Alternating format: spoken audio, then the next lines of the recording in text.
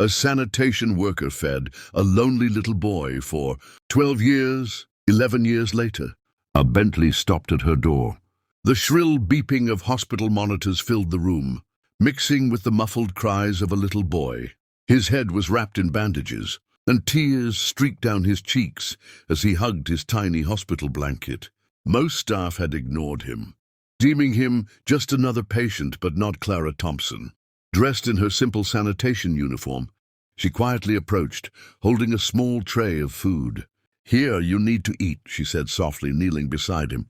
The boy, Ethan, sniffled and stared at her with wide, fearful eyes. No one else noticed, but Clara did, and she had been noticing him for years. Clara had worked at St. Mary's Hospital for over 15 years, cleaning floors and emptying trash bins. Her uniform was plain, her hands calloused, but her heart was enormous. Ethan had been abandoned by his parents and bounced between foster homes since he was 3. Over 12 long years, Clara had secretly left him small meals. During her shifts, sandwiches wrapped in napkins, fruit, and the occasional cookie, just so he wouldn't go hungry. The hospital room smelled of antiseptic and warm bread from the cafeteria downstairs. Sunlight streamed faintly through the blinds, glinting on Ethan's bandaged head. His tiny hands clutched the tray she set down, his small body trembling from fear and pain. The twist came one cold morning. Ethan had been in a serious accident. A car crash left him critically injured. Doctors were stretched thin, nurses rushed, and hospital administrators ignored minor details. Clara noticed that no one had comforted him yet. "Why is no one here for him?"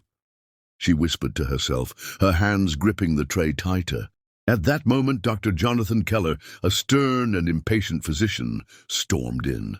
"This isn't your responsibility, Clara. Stop interfering," he barked, but Clara's heart refused to listen to orders. She stayed by Ethan's side, feeding him bite by bite, whispering stories, and wiping the tears from his cheeks. The emergency room was a whirlwind of noise and urgency. Nurses rushed past, their faces tight with stress, clutching charts and equipment. Doctors barked sharp orders, their voices cutting through the chaos. Clara's heart pounded as she held the trembling boy in her arms. Her presence was immediately questioned, sharp eyes on her every move. "Ma'am, what are you doing with this child?" snapped Nurse Marissa Hall, her tone harsh. Clara looked into the boy's frightened eyes, his small body shaking violently.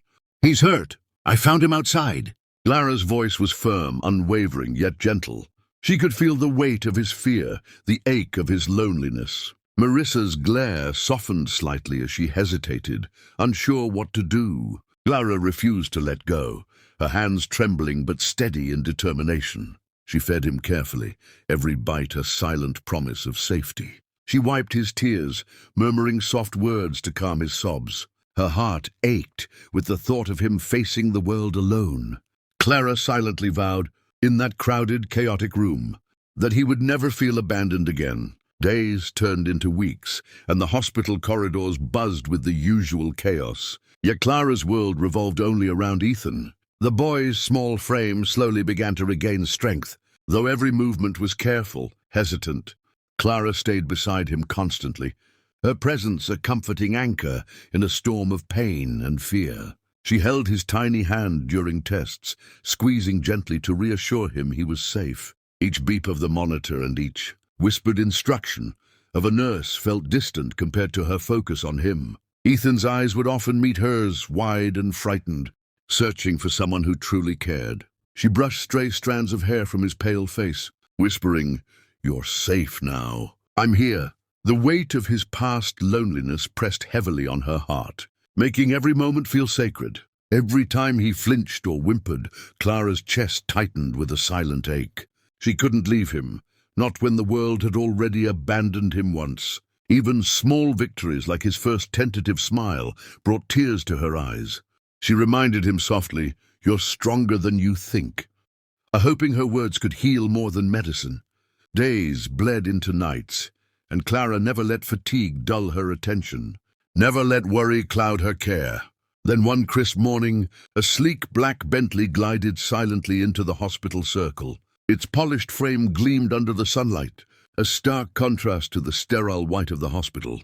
Clara barely noticed at first, her eyes fixed on Ethan's peaceful, sleeping face. But the moment she heard hurried footsteps echoing in the lobby, her heart skipped. Jonathan Carter, a tall man in an impeccable suit, burst through the entrance, urgency radiating from every step. His eyes scanned the room frantically, as if searching for a child he feared he might never find. When they landed on Clara sitting beside Ethan, a brush in her hand, his breath caught in his throat. You took care of him?" Jonathan asked, his voice trembling between shock and awe. Clara looked up, meeting his gaze, her eyes soft yet resolute. "Yes," she whispered, the word carrying years of quiet sacrifice and unspoken love. "He needed someone. I couldn't just leave him outside," she added, her voice thick with emotion. Jonathan's eyes filled with tears, reflecting a decade of worry, regret, and relief. Ethan stirred, sensing the tension, his small hand curling around Clara's finger. The bond they had formed in weeks felt like a lifetime to her heart. Jonathan stepped closer, careful not to startle the boy. His voice barely above a whisper, "You saved him." Clara's lips trembled and she nodded, refusing to let words capture the depth of her feelings. She thought of all the nights she had held him close, whispered stories to calm his nightmares. The thought of him lying hurt and alone outside haunted her still. Yet here he was, safe and slowly smiling, thanks to a simple act of compassion. Jonathan knelt beside Ethan, his hand shaking slightly as he reached out. "You were never really alone," Clara told him softly, her eyes glistening. Jonathan glanced at Clara again, awe and gratitude shining in his gaze. "This woman, as she kept him alive when the world forgot him," he murmured to himself. Ethan blinked, uncertain but comforted, his small hand never leaving Clara's. The room seemed to hum with silent emotion, the chaos outside fading into insignificance. Clara felt a warmth swell in her chest, a quiet joy that no hardship could dim. Jonathan finally exhaled, relief washing over him in waves, as if a heavy burden had been lifted. Ethan smiled faintly, his eyes brightening for the first time in years. Clara stroked his hair one last time, whispering, "You'll never be alone again."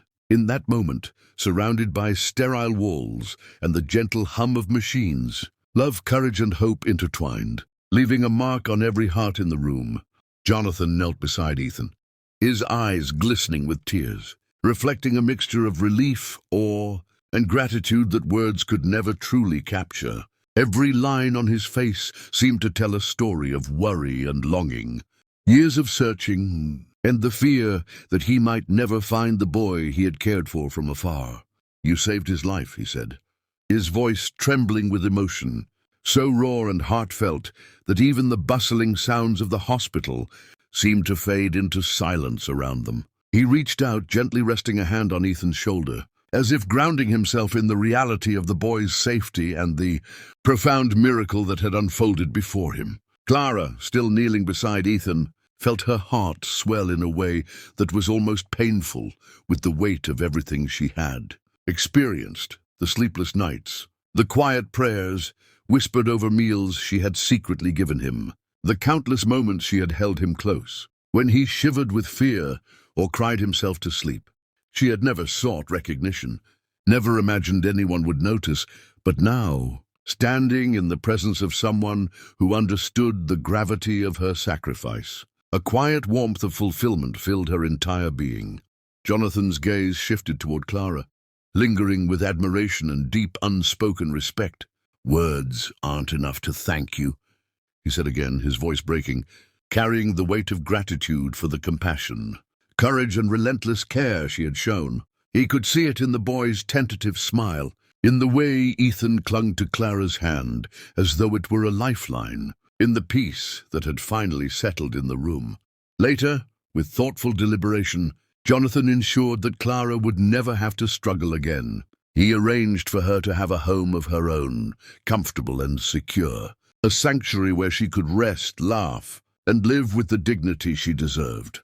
Clara's eyes filled with tears once more, but this time they were tears of quiet joy and profound satisfaction. She had never wanted wealth, status, or reward. All she had ever wanted was to help a little boy who had been abandoned and forgotten. And now, in this extraordinary moment, she realized the truth of something she had long believed in her heart, that selfless acts of kindness have a ripple effect that can change lives in ways beyond imagination. Holding Ethan's hand, Clara felt a surge of gratitude and love she had never known she could experience. The boy, once fragile, frightened, and alone, now looked up at her with trust and affection that transcended words. Every tear she had wiped away, every whisper of comfort she had offered, every quiet moment spent simply being present for him had built a bond that could never be broken. In the soft sunlight streaming through the hospital window, casting a golden glow on the trio,